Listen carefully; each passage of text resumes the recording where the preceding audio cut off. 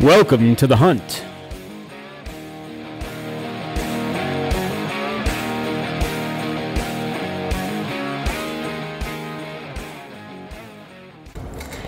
Good evening, ladies and gentlemen. Welcome back to Huntcast Podcast, episode number 15, July the 7th. Happy Independence Day, everybody. Yep. I think we said it last week, but I don't remember. I don't think we did. Yeah, maybe we did. We apologize. So happy Independence Day. We're a little couple days late, but so last week we had Sam from Archery in Motion on, and tonight we have another special guest for you, Jeremy Fisher from Toxon App, which we'll be bringing on here in a few minutes. But I've been kind of just relaxing. It's been super hot here, and I caught something on Facebook the other day that literally drove me nuts. Oh boy. Drove me nuts like you wouldn't believe. And we talked about these guys last week. Sam mentioned them as Go Hunt. Oh, okay. There was a clip from their podcast. Okay. I want to say The Big Hunt or something like that.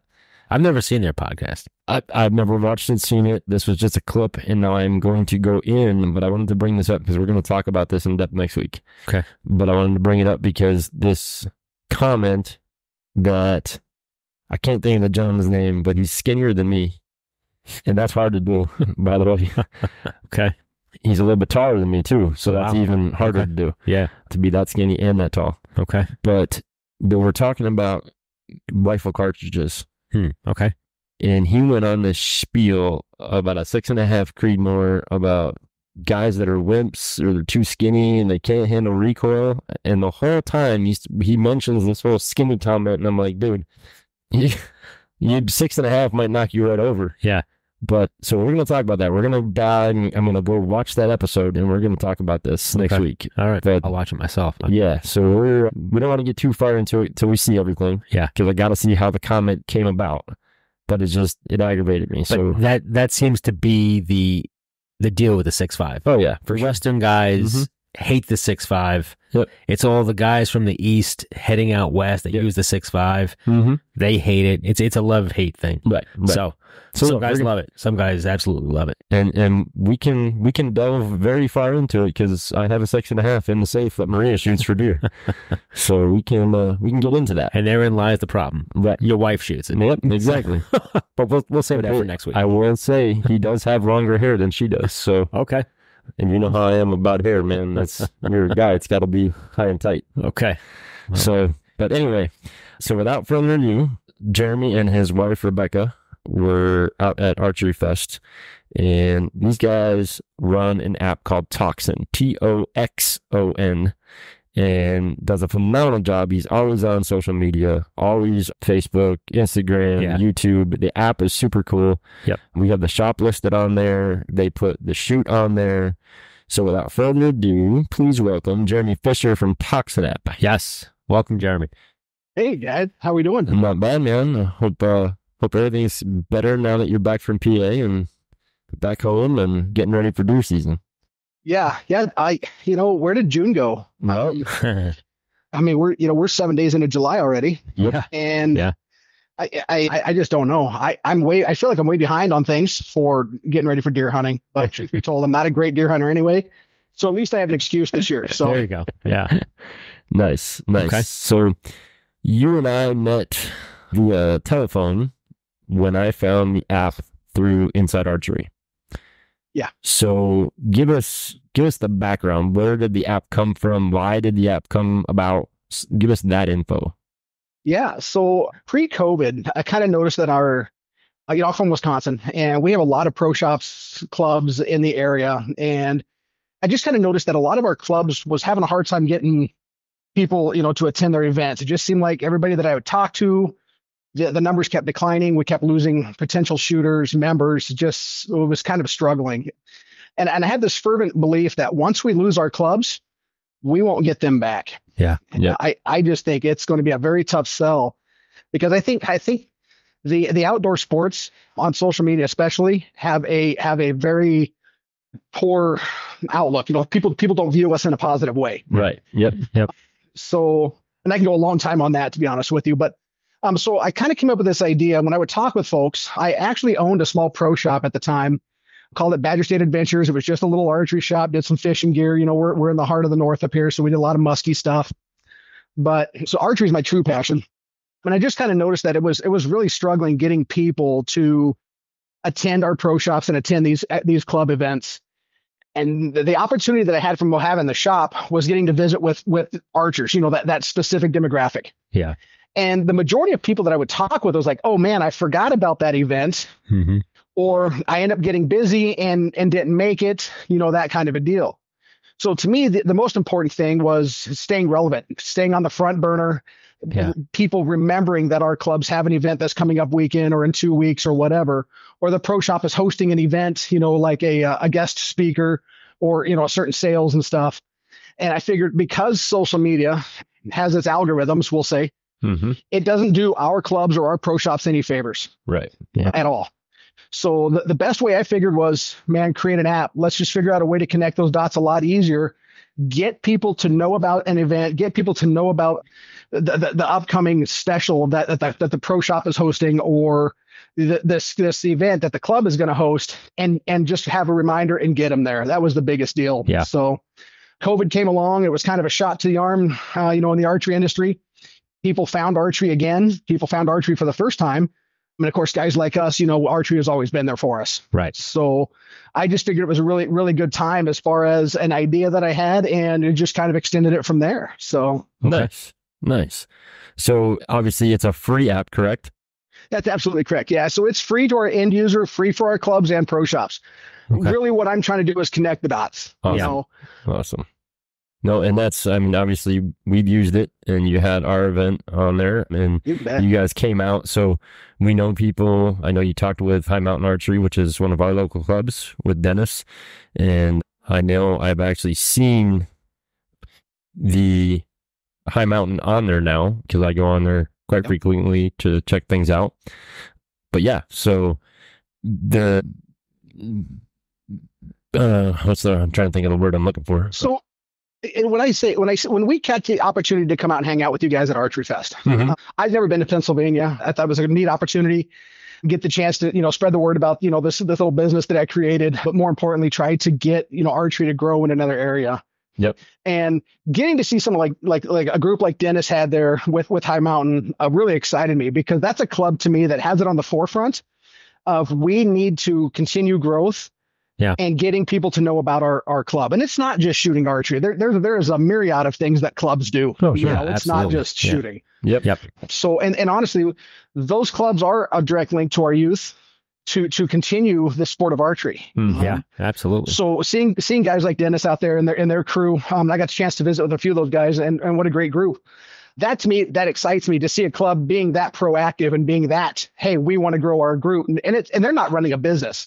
They're doing it because they enjoy the club. Right. They enjoy the sport of archery or fishing or hunting or whatever brings people together. Sure.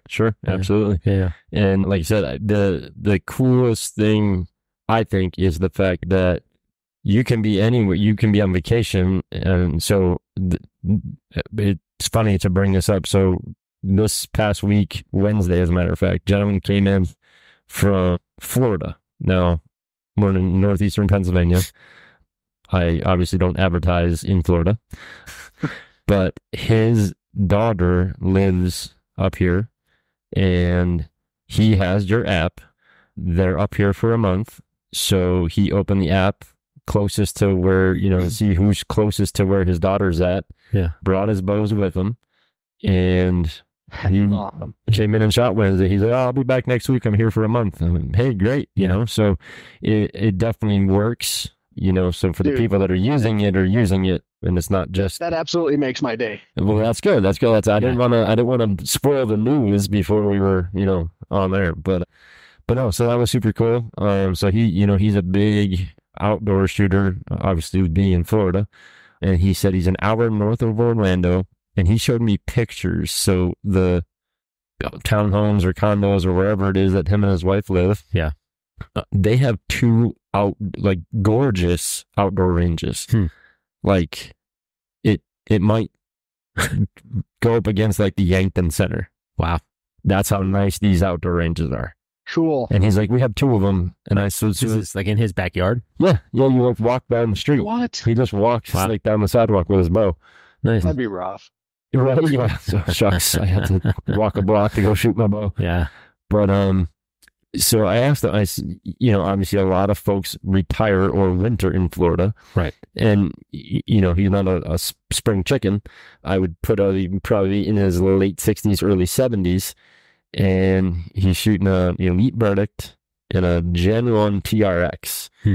And I said, so what's like the average age at the range? And he's like, 65. Wow. And I'm like, that's just awesome. The fact that there's that many people that age shooting in a retirement community. No doubt. And, they shoot spot mainly. And he said once in a while, we'll throw up like an animal target or something. He said everybody's more of a target shooter. They're not really hunters. But then he shows me a picture. He says, this was a couple of weeks ago, and he's flipping through his phone, and there's a gator walking across the course. I'm like, you can keep those arrows. I'll get new ones. Yeah. Yeah. But he said his biggest concern down there is the closest shop to him is like 2 hours away. Wow. And they're horrible. Yeah. So it's like he has to find these guys like working out of their basement that know how to tune and, do stuff to bows. Yeah. But like that story is that's exactly why you did this, Jeremy, right? I mean, that's the whole 100%. reason for this is to just bring everyone together. Yep. And just like everything else in this world now, it's becoming like a global economy and everything is just global, and it's great to bring the archery world, in the same concept. 100%. Yeah. If I could figure out, so the app on the home screen, it gives you your two closest venues at all times. So whether it's a pro shop, whether it's a club, or whether it's just an archery park, right. No matter where you drive, it gives you your two closest venues at all times. Nice. And of course, the app provides information that's provided by the club or the pro shop or whatever. But it also gives driving directions, in one click. Yeah. Which is huge. Yeah. You're not trying to do that. You're not paying for Google SEO. Yep. You're not trying to do that. All the information is there. You just have to put the information on the app, and that's all it takes for a club or a pro shop to be on it. I mean, truly, and I try to make it as I'm 45. So me trying to do anything on the internet irritates me. Yeah. So I try to make this as easy as possible. You get the information again to connect those dots. Really is what I'm trying to do. So, but that's a fantastic story, man. Yeah, that's awesome. Yeah. Now, what are your maps powered by? Is it powered by Google? Is it? Yes, we do use Google Maps. Plus, we also have the Apple version of it too. Okay. So we're using both those platforms. Good. Awesome. Okay. So we haven't played your short interview from Archery Fest yet. So being that we have you on, give us your thoughts. So obviously you've been to other events. I know you do a lot of the HHA events, but obviously coming out of Wisconsin, out of the Midwest, coming to the East Coast, dealing with the office and Bull Pizza, mountains. So it was pretty eye-opening to be out there in Pennsylvania, to be honest with you. I'm from Western Nebraska. I'm just south of Rapid City, South Dakota. That's where I'm from originally. Oh, okay. So, any more east from this, I've been to Michigan once or twice, but driving out there it just kept getting more up and down and more trees. More green. And man, there was a moment we were on the road. I couldn't even tell you what road we were on. And I'm looking at my wife and I'm like, this is it. And look at this. This is amazing. And we have a little car and it's a manual. It's a stick shift. Yeah. Every intersection, every stoplight, every stop sign is on a hill out there. So, I had to up my game. So, and this is funny because I'm friends with Jeremy on Facebook and I love the freaking juke jokes. So their car is a Nissan. Is it a Nissan? Nissan Juke. Yeah. So he had one a couple of weeks ago, like the pothole swallowed his car. He needed a crane to get it out or something. So I get a kick out of those because I knew that's what you were driving out. Because he had told me, he's like, I don't know if I can fit this table in here. Well, I need a table. I'm like, no, we got one. It was funny because all the other vendors rolled in their big trucks and trailers. And here comes Jeremy and Rebecca in this little tiny car. Like waiting for the circus clowns to jump out of it. Yep. Yeah. But hey, you did it. And you got everything in there. So that's right. Yeah, we did too. I saw a video of a bear that was at Archery Fest there. Yeah. And it was the size of my car. Yes. So, there was one big boy running around there. Yeah. He was a tank, man. Yeah. So, as far as the shoots, as far as Archery Fest goes, I'm used to a little bit of rolling hills as far as shooting, being, growing up out Western Nebraska, but I live in just north of Eau Claire, Wisconsin. Now it's pretty flat. Yeah. We don't get a lot of opportunity to shoot an incline or a decline shot. Right. I was not prepared for what Pennsylvania had to offer.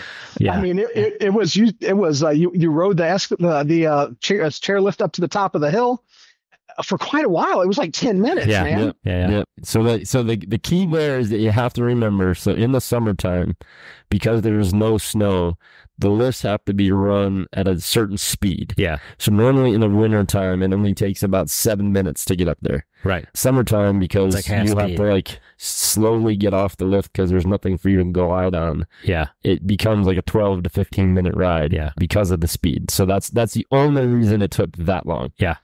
Oh, I thought it because the mountain was so tall. No. I was wondering when I was going to need oxygen going up that thing. Yeah. So the unfortunate part, we only got about 5 targets into shooting, and then we had kind of an emergency happen. Right. So we just went down the mountain. Yeah, we touched base with that before we got on there, and we're glad everything worked out and everybody's good. Yeah. Because that's not cool to be that far away from home and get a call like that. No, that's tough. Yeah, that's a tough deal. Yeah. But overall, so obviously being at other events, whether as a vendor or being in a vendor village area, your thoughts on just in general as a business being at Archery Fest. What were your thoughts on that? I loved it. I love the people that we got to network with and hang out.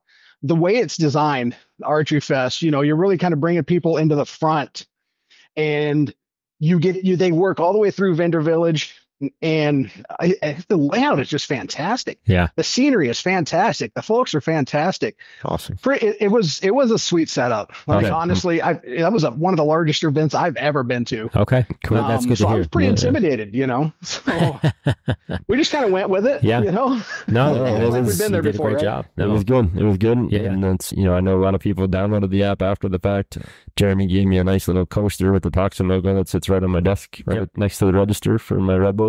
Yep. I got my pin on my hat. And there you go. So, Sweet. Yeah.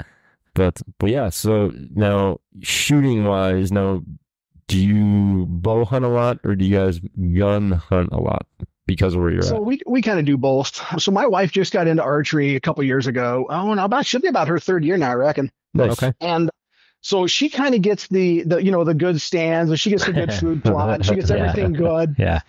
So really, it's I dictate or base my hunting off of her a little bit. Gotcha. Because the last thing I need to do is go out there and shag the deer up and just be that guy. So Yeah. but I enjoy when I can. If she's harvested hers or whatever, then I'll go out. But Yeah. Wisconsin does we do our rifle season during the Thanksgiving week. Okay. Yeah. Which is pretty cool because oh, okay, fantastic. So I love the idea that you're with family, and if you're from a hunting family, you can go out and do these things, which is kind of neat. Plus, typically you have those extra days off of work. Yes. So Right. Yeah. So ours is a Which is little different. Ours starts the Saturday after Thanksgiving. Right. And goes for 2 weeks. So now that it starts on a Saturday, it used to start the following Monday. But, obviously Thanksgiving is on Thursday, Black Friday. So most people are, with their loved ones or whatever for that weekend. So it does make the sense. And that first Sunday we do get, correct? Yes. Yeah. So Yeah, we it's do. okay. Saturday, Sunday, and then Monday. And then hopefully I heard that next year we should have all of our Sundays. That's what they're saying. Yeah. It's been a success. The bill So, finally passed. Yeah. So. Oh, it did. So yeah, when they who was telling me? I think it was Dennis telling me that y'all can't hunt on Sunday. Yeah, we get 3 Sundays a year. Yep. One for archery, one for bear season, And one for and rifle. one for rifle. Yeah, So- that's And that's interesting. only new. That's only in the last two 3 seasons, years, 3 years. Yeah. maybe? Prior to that, there was no Sunday hunting at all. So yeah, this is all new. Mhm. So And that's what would kill me and like Doug, because Doug hunts in New York a lot because he has a camp up there. Yeah. And we go to Illinois and you can hunt on Sundays. So it's like you come home and you're like, oh, so I'll go home Sunday because Yeah. I'm going to be home. And oh, crap, I can't. Yeah. So yeah, hopefully that's over. Right. Well, So, that's tough if you only get Saturday and Sunday off from work. yeah. Right. I mean, a lot of guys only get Sunday. There's a Yep. lot of guys that work 6 days a week. So you work on Saturday. You're That's tough. kind of out of luck. Yeah. Yeah. And I think they saw that in the numbers. That Because it was declining Yeah. pretty hard. the kill numbers were down. The License license sales. sales were down. guys were just bitching about it. So they had to do something because, you know, and even for kids, you know, it's hard to introduce kids to hunting when you can't hunt on Sunday. Right. You know, they are in school all week. It's, you know, when you only have one day, if dad's working on Saturday, they're out of luck. So it just makes total sense. So they finally realized it's the right thing to do. And looks like, you know, we'll get Sunday hunting, you know, as a regular thing now. So. Yeah, I hope so too. I hope so. So, but now, do you travel a lot? Do you travel for hunting? Do you kind of just pretty much stay where you're at? Do you ever go back to Nebraska? Yeah, being from Nebraska, I try to get back. My best friend in the world is out there still. Okay. I'd go to hell and fight the devil with him. We'd probably use our bows, to be honest with you. We're so addicted to it. But to be honest with you, I try to get back there when I can. You know, and it's so tough. Owning a pro shop for 5 years, you know, you really can't. You know, tell me about it. Yeah, you can't really leave because you're working when everyone gets to hunt. You know, it's a tough. It truly is a passion, and it's a tough sell sometimes. But I did go back last year. I shot an oddad. We went down to New Mexico. Oh, nice. Okay. We did it with the rifles. My first one ever. So, cool. Yeah, it was a really good hunt. Turns out oddad tastes horrible. Oh yeah. Really? You wouldn't think that being a goat. Yeah. Right. Okay. So, well, that's good to know. We didn't enjoy it. Yeah. Okay, take that one off the list. Yeah, dude, it's a cool hunt. I mean, and it happens in January and February, you know. Yeah, that's what's nice about it. Yeah. It's kind of our dead time. There's nothing going on. So exactly. Yeah. Nothing going on. And you owning a pro shop, of course. Yeah. You can step away January and February, notwithstanding, you know, if you're doing competition archery or if you're doing the ATA or, you know, that kind of a deal. But yeah, it's kind of show season that time of year. Yeah. So right. Now, do you ever go back to Nebraska to elk hunt? Because I know, like Western Nebraska, they've got elk, right? They got big elk. Yeah. And to be honest with you, I want to say the tag is for a resident only. Yeah. Don't quote me on that. Oh, okay. And that might just be something my friend is telling me, so I don't have to go back and hunt with him. Look, that could be. You can't get it. You don't live here anymore. You better double check. Yeah. Because honestly, that's every year I say, you know what? I should try Nebraska because they've got elk, they've got muleys, they got whitetail. It's kind of everything is there. Antelope. Yep. Coyotes, bobcat, prairie dogs. Yep. Now, is that like the Sandhills where you're from, or? Kind of. So we're kind of in the rolling Ponderosa Pines. You know, it'd be like going out to Rapid City, South Dakota, Mount Rushmore. Yep. You know, we have that kind of topography out there. Okay. But, you know, a little bit more to the east from where I'm from is a lot of rolling sandhills and stuff. And it's tough for a lot of folks, especially like people from Wisconsin, maybe Pennsylvania, to go out west. And it's just so open. It's so sparse. You know, the trees aren't right there, that kind of deal. So it's a hard pill. And that's a large reason. Of course, my wife's family's from here, but that's a large reason we're not out there. It was just such a different viewpoint, you know, from my wife and, you know, and family and whatnot. So. Yeah. Okay. So this is what you need to do, Jeremy. We just went over to Nebraska's website. Yeah, we just pulled it up. You need to go buy a piece of property in Nebraska. Yes. Go buy a half acre somewhere and just become a resident. Yep. So non-resident landowners with property in an elk management zone are eligible to apply for a permit. Does it specify how many acres? It does not. It just says non-resident landowner with a property in the elk management zone. So there you go. Okay, well, I'll jump on, you know, eBay and see if there's anything out there. You know, I'll just run down there and buy some land. Is your buddy in the elk zone?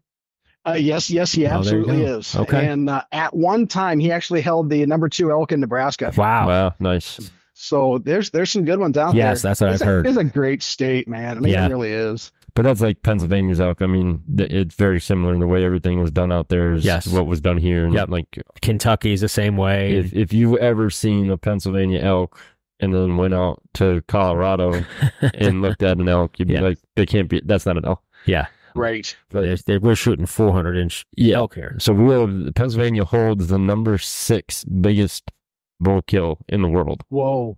At 452 inches. Yeah. Holy smokes. What a tank. Yeah. Just crazy. And so you saw the replica of that bull at Archery Fest. Yep. I'll have to go through my videos now. Yeah. So that was at Elk County Outfitters, which is good friends of ours. Yep. They're like the main guide source out here in Pennsylvania for elk. And Pennsylvania is a draw, so anybody can get a Pennsylvania elk. But that bull was killed. A good friend of Ned, who was actually there, and Brian were both on that hunt.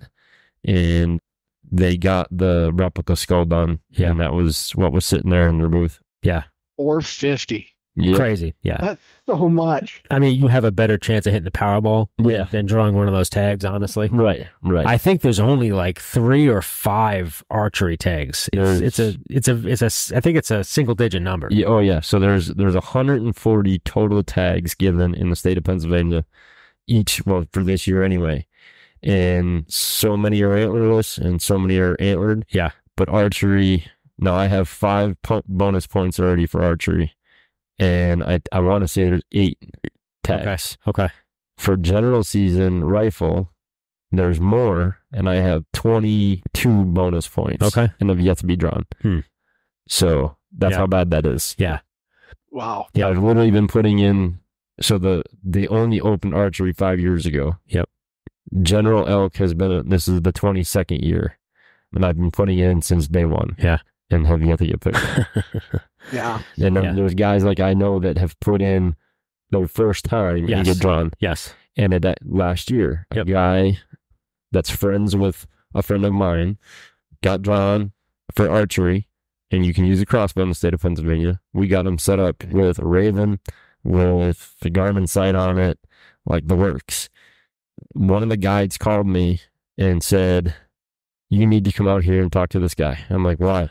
He's like, "He was passed on 6 bull." Oh, God. And they were all 300, high 300 class bulls. Wow. And he's like, "No, I want something bigger. I want something bigger." I'm like, "Are you kidding me?" He's like, "No." I'm like, "I'm on my way." Like, I was ready to literally drive out there. Well, he's probably never elk hunted before. There you go. That's the problem. Oh, dude, that's got to be so hard for the guide or for anybody helping him out. I mean, the opportunity at an elk is a blessing. Yes, absolutely. I mean, you're at that point, you're chasing a unicorn, man. Good luck. Yeah. Yep.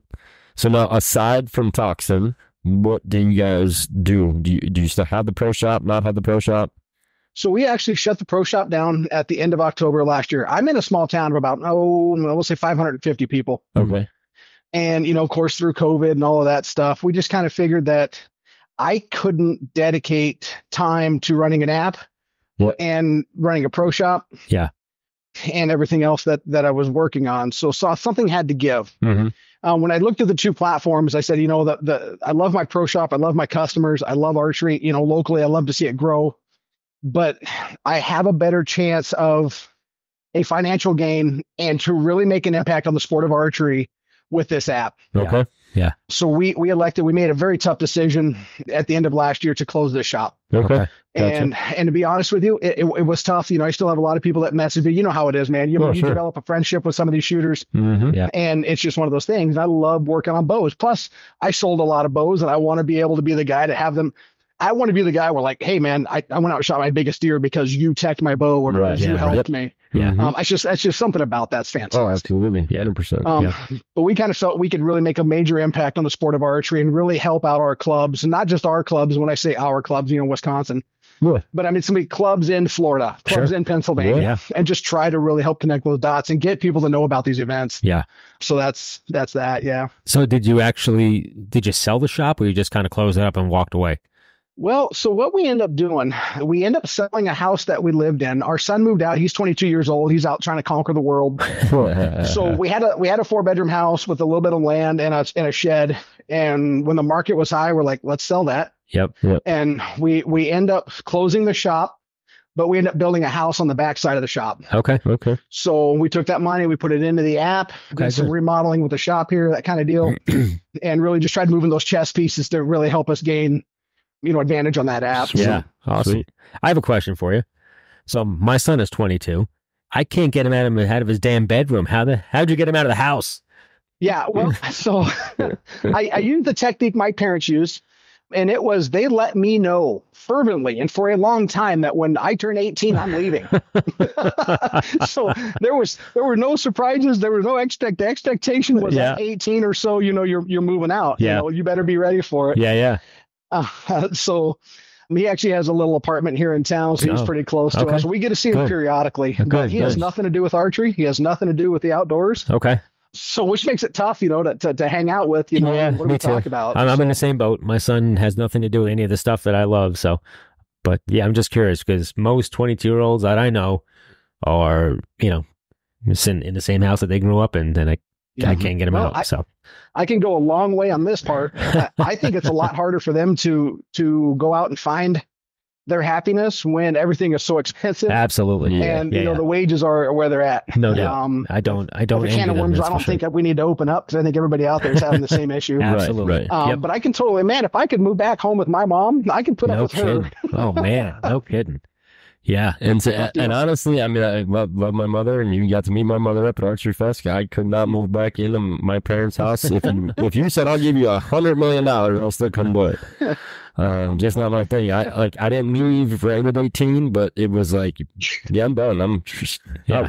Yeah. But no, and that's like my son and my two daughters. My son just graduated, so he's going away to school. But that's the thing, is like, he's not into the outdoor stuff, and that's kind of why I think the Joe-Ed program is in like our youth team is so important for me, because it's kids that I get to coach, and they're falling in love with it. So, not my kid, but, at least I get to get that feeling of, teaching somebody to do it. Yeah. But now, what about the missus? What does the missus do aside from shooting and doing the app? Yeah, so she's actually a manager of a local business here in town. She would manages like shipping and receiving in a big glass company here. So okay, cool. She just took the job. She absolutely loves the people she works with, loves the job that she's in, which is kind of one of those, had to go through a lot to find a job like this, and she really, really loved it. Yeah, so, that's awesome. So just fantastic though. So Jeremy, I just want to get your opinion on something, and I'm going to explain the way it is here locally, and I want to see if we're just, behind the times. Yeah, well, not even that. Yeah, like the local shops. Now you deal with a lot of different shops. It seems like shops are they're just in total competition with each other. They can't all. I just think it would be beneficial for everybody in the whole archery community if everyone could just sort of get on the same page. And I find that the shops are just at each other, and it's a total competition, and they're just not all on the same page. Do you find that when you deal with different shops? I've kind of noticed the hard part about is the sales part is archery shops lose a lot of potential sales to the internet. Mm-hmm. No doubt. Yeah. And we have a passion, because not only do we want to make the sale, we want to make an archer a better archer. Yeah. And of course, I'm hopefully I'm speaking for a lot of pro shops, but there are some out there that are the exception to the rule. Yeah. But nonetheless, I don't know if most bow companies do a dealership protection anymore. Really, that's pronounced. And what I'm trying to say is, if I sold X bow and somebody else sold X bow and somebody else sold X bow, yeah, we're not really in competition, notwithstanding, of course, sights and the arrest, but whatever. But in competition, a sale comes a lot harder nowadays. Yes, no doubt. And I think that we've learned that in order to keep afloat, and the margins are a lot tighter too. Mm-hmm. Yep. So getting a sale is a big deal. I don't know. One of my rules was I try not to bash any company that I ever worked with, because you never know what life is going to hold for you in the future. Absolutely. Yeah. Don't burn bridges. There was no way for me to compete with, we'll say, Shields. Yep. I can't compete with them. Yeah. I can't compete with their budget. I can't compete with what they have on the shelf. That, the fact that they could hire multiple employees and my shop was just me. Yep. So it was really hard for people that I know that would come into my shop. They would go there, buy stuff, and then bring it to me to fix it. Yes. Because of a certain way. Yep. The first Jeremy wanted to just drag him through the mud. Yeah. But what good does that do? Nope. I get it. So at the end of the day, it was let's just get this set up so that they can do the best that they can do, enjoy the sport of archery. Yeah. And so X company would make the sale, the bow, the sight, the rest, the package. Yep. And I would get the opportunity to service it. Right. And that was tough for me to handle. Yes. You know what I mean? Yep. So the competition, I think a lot of it comes from sales not being what they were. And of course, yes, I agree with that. People really put the screws on their financial. We're in I always said archery was in a residual financial game. Yeah. If they have extra money, then they get to go buy archery stuff. Right. Yep. Yes. You know? Yeah. Unless they're like us and they're addicted. Yeah. So yeah. Yeah, we just spend money we don't have. Yeah. So, but you're absolutely right. And you know, as you take a look at the Florida scenario, where his closest pro shop was 2.5 hours. Yeah. And for whatever reason, he didn't jive with them. Yep. So now he's looking for someone to tech his bow or to do bow work, or honestly, you see a lot of people just buying their own equipment and using YouTube videos. Yeah. So it's just getting a lot harder for your mom and pop pro shop to be able to stay open because of the financial drain on it. And that's all it's about, because, you know, the one thing that those big shops don't offer, like a Shields, is customer service. And that's why they went to you for the customer service. Correct. So, and, you know, maybe really the blame falls on the manufacturers. You know, if the manufacturers would not be selling everything online, where, you know, I can sit on my couch and in 2 clicks have a site at my door in 2 days. Yeah. Right. That's absolutely correct. You know, that's what's really killing the shops. I get it. I get why all these manufacturers do it, because it's easy money, but they're killing the little guy. Right. I don't know what the right answer is. I'm not sure how to fix it, but that's the biggest thing. I think the manufacturers have total control over this industry. If they really do, you know, and if they did the right thing, it would help all the little shops. Right. Now, Jeremy, long time on this. Well, so let me, absolutely. because I kind of know where Doug's coming from with that question. So when you had your shop, how many other mom and pop shops were close to you? Let's say under an hour to you. Under an hour, the correct answer is 2, but I'll say 1.5 because the other shop really was a guy that he's at the end of it. He's out of his garage basically. Right. So that's the difference then. Because but Eau Claire, correct. But Eau Claire has a shop that's been there for I don't know how many years, and they're a great shop. Yeah. Provide a great service, and they have a great indoor range. So that's 45 minutes to my south. Other than that, nothing. Right. You know So I mean? that's the difference. What happens up here is, so just around my shop, I have 1, 2, 3, 4, 5, 9 shops under an hour. Yeah. And wow. So yes, it becomes a very big issue in certain areas. So I, like you, unfortunately, when we started, the reason I started the shop, and we won't get into, but there was a little love-hate relationship between myself and another shop. So, of course, you try not to bash anybody, but, you know, right. When the mouths come in and they're all flapping and you're hearing it, you kind of just roll with it. And you can flap with the best of them. Oh, yeah, 100%. So, you know, now, and you're right. So a lot of the bow companies, because I've been in the industry a long time, worked for the factories and things of that nature. So yeah, certain brands used to put up, okay, you're going to get a 30-mile protection. You're going to get a 20-mile protection. Matthews was notorious for it. They would throw it out there, and then the big kicker for them was you had to put a $50,000 order together, which now they got rid of the protection, but you still have to do a big order. Elite used to give a protection and whatnot. So other than Matthews, Hoyt, Bowtech, I can pretty much get anything, but I will never sell a Matthews. We dropped Hoyt. And Bowtech won't open me because of one of the other shops. Yeah. But so that's kind of where it came from. And it is. It's a very big sales oriented thing right now, because obviously people that live between 9 shops can go wherever. Yeah. Yeah. So, but like Doug said, with the whole internet thing, the factories did that to themselves. Yeah. Because none of the mom and pop shops want them doing it, because it hurts our sales. But they did it because up until COVID, there wasn't enough shops to write orders. Yeah. So it's like, well, we got to make the money up somewhere. Now, the bow companies that do it, that drives me a little insane. I get accessories, you know, you can find crap on Amazon all the time. But the bows, that one drives me up a little bit of a wall. Yeah.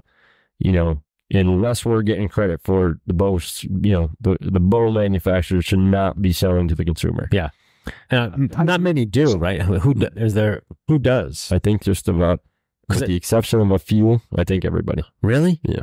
I didn't think you could. Yeah. Like if you want... Bear does it, Prime does it. Oh, really? Yeah. You can actually, POC won't. POC is probably one of the only ones that doesn't. Bowtech won't. I think they changed that. So you can actually call Prime and you can order from the Prime website. Mm-hmm. Wow. Okay. Yeah. See, that's not right. Yeah. You know, because I'm in my head, I'm saying most guys buy their bow at a pro shop. Oh, yeah. And then most of them buy at a pro shop, and then they'll, you know, all the accessories they will get online or something like that. But now you know the numbers on these bows and the margins. You can make just as much, if not more money on the accessories. Right. So when you lose out on the accessories, well, that's the big thing. It's like, so the guys, so we used to have a Field and Stream. Now, ever since Field and Stream, that was shop number 10, but Field and Stream no longer does any type of hunting equipment, which is part of Dick's Sporting Goods. Yeah. But so what I would do is, or what I still do, is we have our service menu, and anything that has to do with installs, I have 2 prices. If they purchased it from me, it says $0.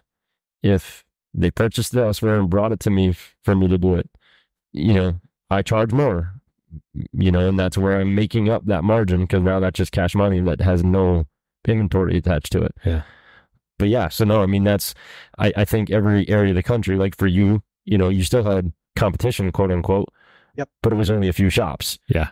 You know, unfortunately for me right now, you know, and I don't want to get into it because I can already see my mind going where I want it to go. Tiptoeing. Yeah. So we're tiptoeing. But yeah, the whole reason for even bringing this up was, you know, getting back to your app. I think that the app can not only bring individual archers together, it could bring shops together and kind of work together and, you know, 100%. kind of, you know, come together in the community. This way there's not the back and forth and, you know, we're all in this together, you know, so I think an app like this will kind of get everyone together. Take a look at like what the auto industry does. I don't know how they do it out there, but here in our area, if you're looking for a certain car, you know, whether it's a certain color or certain, you know, like a van, car, pickup truck, whatever, your guy will be like on the phone to these other dealerships. Hey, what do you guys have? And then they sure deal. No doubt. You know, because they're like, hey man, we have a chance at a sale. Let's get this sale. Instead of going, okay, try going across because I'll tell you, most of the time, if they stop into a pro shop, they're not going to buy right away. They're going to go home. They're going to think about it. They're going to order something off the internet. Yeah. Yep. And now nobody in that area has an opportunity at that consumer dollar. Right. Exactly. So but good luck, you know, because business is in a way a competition. Yep. I mean, it is. We all want it for our financial gain. So I don't have to deal with 9, man. I only had to deal with 2. Like that's me. That's an oversaturation per se. Yeah. I mean, you really got to figure out a way to stand out. And obviously, I mean, you see, you know, I'm on social all the time and things of that nature, and that's why we created Archery Fest. That's how we stand out. We put on a shoot of that size. We're not on Pop Shop. You know, that's why we're sitting here today. Right. Right. This is exactly just to kind of, you know, get a shop out there and get the word out. The cool part and the reason that this whole thing works for Doug and I is Doug does not come from the industry. Right. So I can say the stupid things because I can. I've been in the industry long enough. Yeah. But so it's the play of, okay, I'm from the industry, he's not, this is what we're going to talk about, and this is how we're going to talk about it, and maybe you learn something, maybe you don't, maybe you hate me, maybe you hate him, who knows. Well, you get it from 2 different sides. Right, but it's that way, it's not just a one-sided conversation, and that's the problem with so many of the podcasts out there, is they're all the same people. Yeah. You know, we have similar interests, but I come from working for factories, distributors, big box retailers, all the mom and pop shops, you know, all that stuff. He installs elevators for a living. Yeah. So it's quite a big difference. Yeah. But it's a great dynamic. It is. It's fun. But no, so that's the thing about this area is, you know, again, I try not to badmouth anybody, but when people come in, you know, there's guys that are there to sell stuff and make money. And then there's the guys that are there, like myself, that, we need to sell stuff to make money. But our end goal is to, like you said, make better archers. Yeah. Make people enjoy the sport. Making sure their equipment is correct. Yeah. And that's where it gets hard when you try to work with the other shops. Because we've reached out to a few about Archery Fest, and either no one calls back or, they're looking for way too much for something that's not theirs. Yeah, and that was my original point. It's why, why can't we all just get along? Mm-hmm. You know what I mean? Why is there animosity between all these different shops when we're all in this for the same reason? Mm-hmm. Just to grow the community and bring everyone in the archery world together, right. Which is exactly what this app does, and that's what Toxon does. Yep, exactly. So, yeah, kudos to you. So we've grown this app from just, I don't want to say just, to downplay it, but to connect the dots, to know where a club is at, to know where a pro shop is at, how to get there, who to contact, the information, when they have shoots, start times, stop times, add it to your calendar. We've grown it from just that to, we have a scoring system now where you can record your scoring. Yep. We have the ability for a pro shop or a club to do push notifications. Yep. You can follow a club on there. That's awesome. There's a lot more. We have calculators on there, it's all for free. Yeah. So we're really just, again, trying to build an archery community to better the sport of archery. That's it. That's what it's all about. Yeah. And Jeremy, you're going to kill me because I don't know why I can never remember my password. Oh, you're on now. Yep. Well, I said I'm going in without logging in. Okay. So I could touch on a couple of features, but I literally just texted him like 3 weeks ago. I'm like, I can't get in. It won't let me do this. That's so funny. So yeah, there's the calculators, and so that's the cool part. So we literally open it. Obviously, I'm not signed in, so it popped right up. Closest venues obviously is us, which is 4 miles away. Yep. And then the next one is High Mountain Archery, our good friends down there at 30.9 miles away. So they're super close, and that's awesome. There's the calculators, and it's a shame because obviously, like we just mentioned, there's 9 other shops in this area, and they're not on here. Now, so Jeremy, how do you go about getting more shops to join? Do you go out there and you chase them, or do they come to you? What typically So honestly, happens? It's probably close to 70-30. 70% me pursuing these clubs, and pro shops, finding them on the internet, Facebook, other means, and just reaching out to them. Gotcha. Okay. And then 30%, a lot of people like Greg. Greg found me through an advertisement that we did through Inside Archery. Yeah, right. Which honestly, you want to hear a story, Greg? You are the only person, to my knowledge, to sign up from those advertisements. Really? And that's like my Bible, because obviously being a business person in this industry, my wife yells at me all the time because I buy magazines all the time. She's like, why don't you just look it online? Yeah. I'm like, honey, because I don't see everything. Like I want to flip through and look, and I'm the same way. Yeah, I'm the same way. That's a great point. So check this out. Are you ready? Yeah. Archery is an old sport. Yeah. Yeah. We have a hard time letting go of our past. We have a hard time of getting this brought to the forefront for television. I would love to see more like a dedicated. They've got the golf channel. Yeah. Right. I'm not a golfer. Why don't we have an archery channel? Yeah. Yeah. And so I think archery, which is why I looked at a magazine and I said, hey, let's advertise in a magazine, because it hits it's still a relevant thing. Yes. Right. Yeah. And especially inside archery, because that's only to shops and manufacturers. Yeah. Yep. That's absolutely correct. So that you would think people see that advertisement, well, hey, if I can add, and this is how I looked at it, so you get it, is if I can put my shop in front of a whole bunch of people that I normally won't touch for free, that's a win. Yeah, of course. So sign me up. What do I got to do? It's a no-brainer. But yeah, so that's cool that I was the only one. Well, I guess it's not cool for me, but not cool for you. It doesn't make sense. Yeah, there's no downside to this. But no, so hopefully, our Huntcast viewers will subscribe. Yes.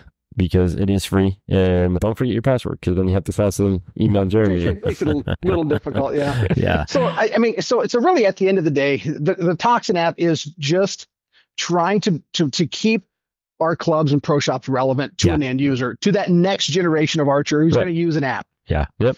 Yep. No, listen, it's an awesome idea. But Jeremy gave me, I'm going to have to send Jeremy an email now, because he just gave me an idea. Oh boy.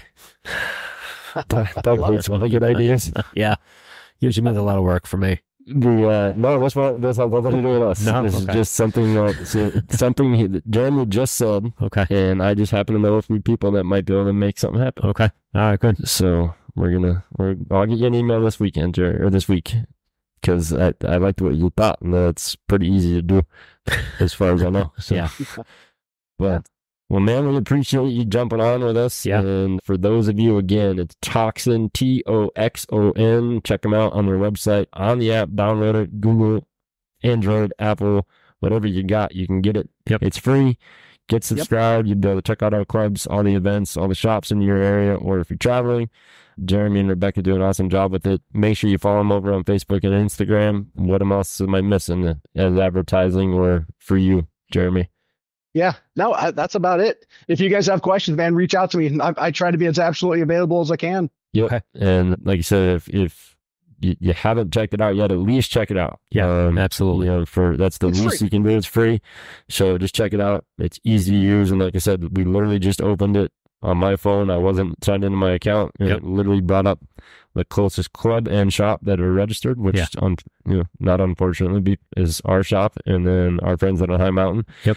But obviously it worked for the gentleman in Florida that came up and started shooting with us this month. Yeah, it's great. So we will be back next week, the 14th, July. Yep. And we will film. I promise. We keep saying we're going to film, and it just... it was just a crazy weekend. And the 4th of July weekend, it was just busy weekend. So you will see a film. The next film we're going to do is on my new hunting set, which is the Elite Era with the brand new Spot Hog Mini.